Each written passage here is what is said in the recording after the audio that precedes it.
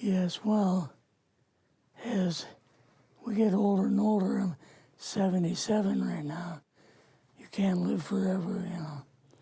So if this procedure I'm going to have to clean the blood doesn't work, then I've got probably a few more months to make it before my kidneys shut down, you know.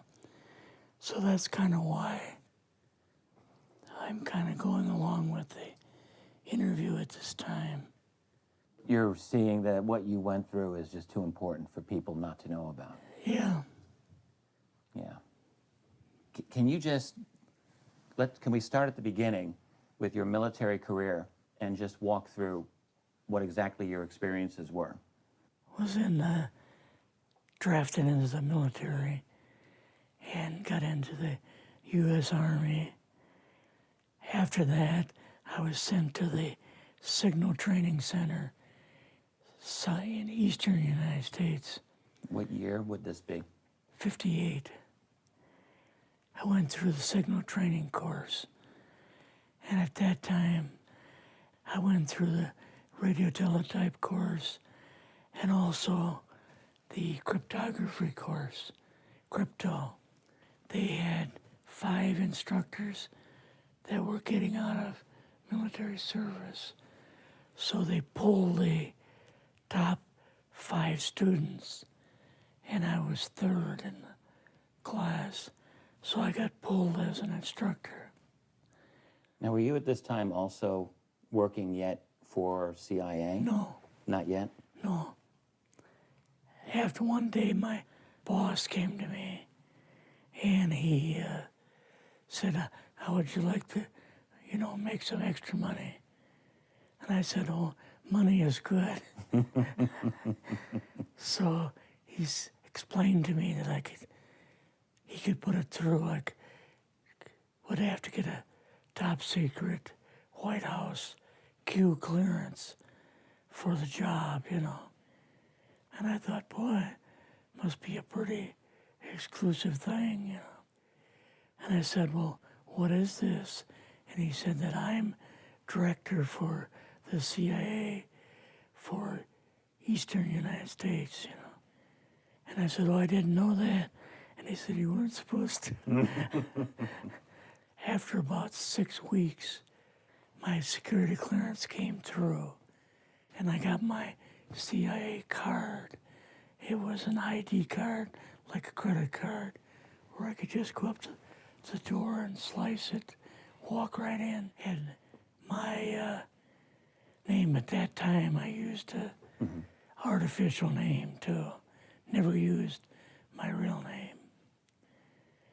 I started working with him on the project he was on, and that was Project Blue Book, which was kind of partially a fraud. You're saying some of the Blue Book cases were, Yes. were completely fictitious? Yes. But the cases that we got came from, I think it was Fort Belvoir, Maryland. Fort Belvoir? Yeah, and it didn't come from the Pentagon, or it didn't come from CIA headquarters.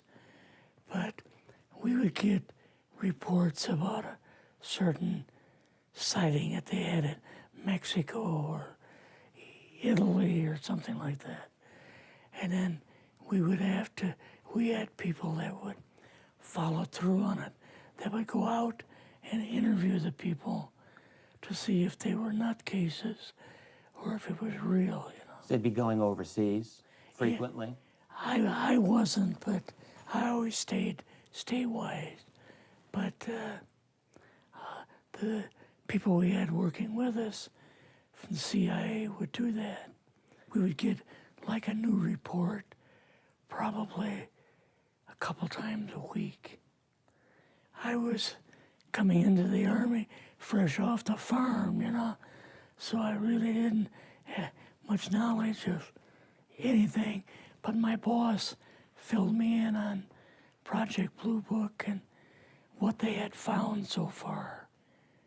as far as grays and aliens and the Roswell incident. How did you feel when this first got dumped on you?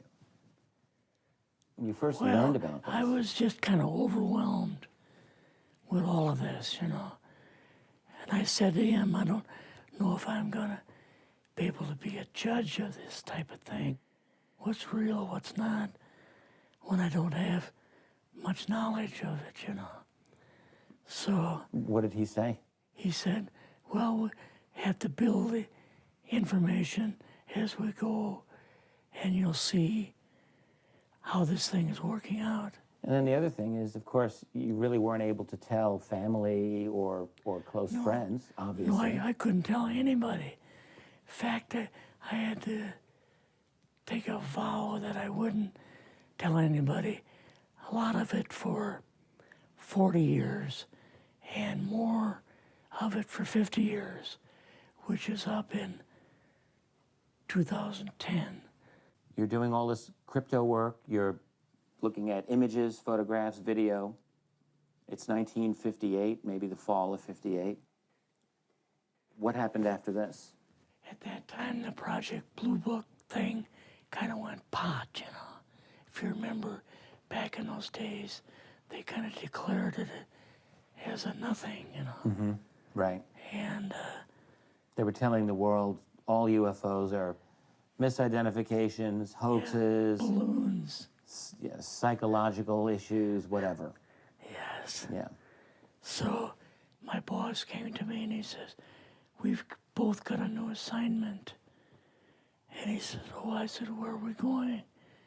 Oh, he says, we're going to the Capitol. We're going to be part of the Eisenhower push.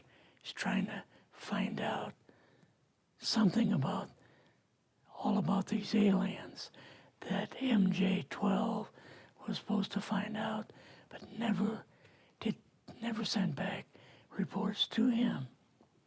The MJ-12, the UFO control group, were they calling it MJ-12 at that time? Yes.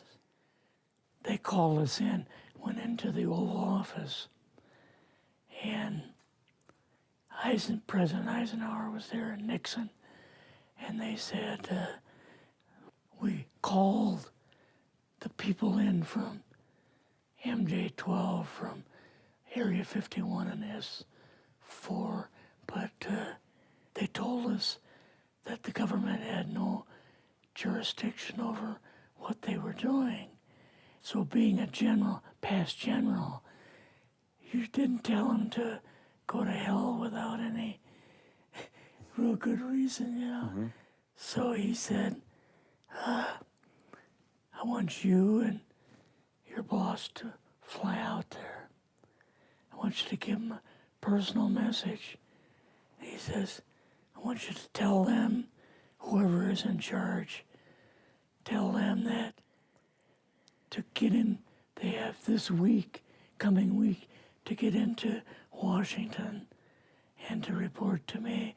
And if they don't, I'm going to get the First Army from Colorado, and we're going to go over, we're going to take the base over. I don't care what kind of classified material you got. We're going to rip this thing apart. Eisenhower was going to invade Area 51. Yeah, with the First Army. So you go out with your superior. Yes. You fly out. You land. What happens? Can you describe this whole process, what you saw? It took us the 13 or 15 miles south to S4 and like different garage door openings. Okay. And in these garage door openings, they had like different saucer crafts. The very first one had the Roswell craft in. It was kind of crashed up, but apparently every alien that was in it died except for a couple. So you see the Roswell craft, and what are some of the others that you see? Well, the Roswell craft was really strange because it looked like real heavy aluminum foil. We could rock next to it, and you could rock it. The whole thing probably weighed 150, 300 pounds. Could they tell what the source of power was of this craft? Yeah, it was like a reverse gravitational thing of some kind. In fact, one later on, I got the mathematical code for reversing gravity in a 3x5 card. I guess there are different types of grays and so on. How did you see that evidence? Well, at the later on at S4, we viewed the autopsy film, and then the colonel said, "What we've got in here is we're interviewing a gray alien." All right, right there. How did you feel at that moment? Well, I thought, boy, we had no idea we were going to see the real thing. All we saw was film. You had to have a little bit of heart racing at that Yes. moment. My boss was able to go in and had a partial interview with him. So what did this gray alien look like? Could you describe him a little bit? This one looked a little bit oriental. So I'm just wondering if it looked almost human, what about this didn't look human? No, it didn't look human as far as the skin tone and basically the shape of it and the size. How was its head size compared with a normal human, for example? Brain was kind of a little bit bigger. And some of the nose was very, very small. And the ears were just like holes. Mouth was very small. Now, why were they bringing you out here at all, anyway, to see an alien? What was the point? To go back and tell the president they actually had one. So he did not know at this point No, if there was an alien at S4. no. What did you do then at Area? Were you done, or did you have other things to do at Yeah, so S4? basically we were kind of done. Went back to Area 51. They took us into the main building, and there we saw a U-2, which of course we didn't know existed. And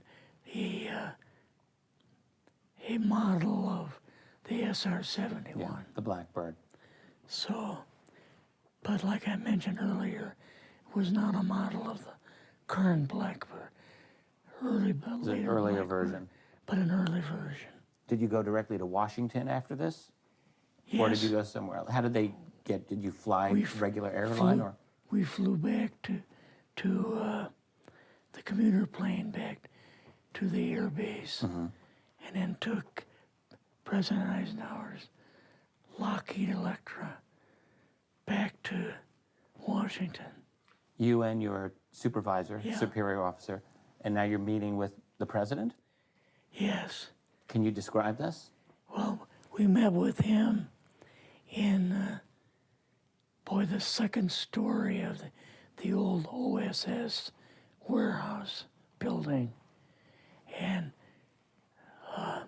Eisenhower and Nixon were there, and also Hoover was there. So he asked us what was going on, and we told him about the alien, the whole situation, and the black projects and so on. And he was just totally shocked.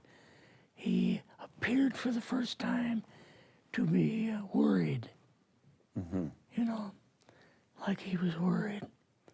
I would think that Eisenhower would, he certainly knew that flying saucers were real. Yes. He knew that there were aliens. So I guess I'm just wondering, what would he have been, really surprised about? Surprised about the black programs. Eisenhower said, got to keep this thing completely secret. You know, can't talk about this. Your actual name is, I mean, the name you grew up with, that was a different name than what you Yes. had in the... I never used it in the CIA at all. Now, what about today? You're going on the public record, and this is still sensitive information, even though earlier you talked about, you know, security oaths that maybe expire after a certain period of 50 time, years. but you're still concerned. Linda Motenau's phone call, her phone was tapped, and they got my phone number, and through the telephone company, they were able to find me, and so on. When they found you, what happened? I was going to a grocery store. Two guys in a black suits come out of a black Lincoln town car and came over to see me. And they told me that I better not publish anything or talk to Linda about any more things. So at that time, I did, you know, I stopped. That was enough to intimidate you. Yes. Rather remain anonymous. Never show my face on anything. Really, thank you for doing this. Yes. This was, I guess, kind of a good idea because I feel much better having talked about it. I kind of feel like there's a load off my shoulders. Really? Because I had an awful lot of secrets that I had kept over the years.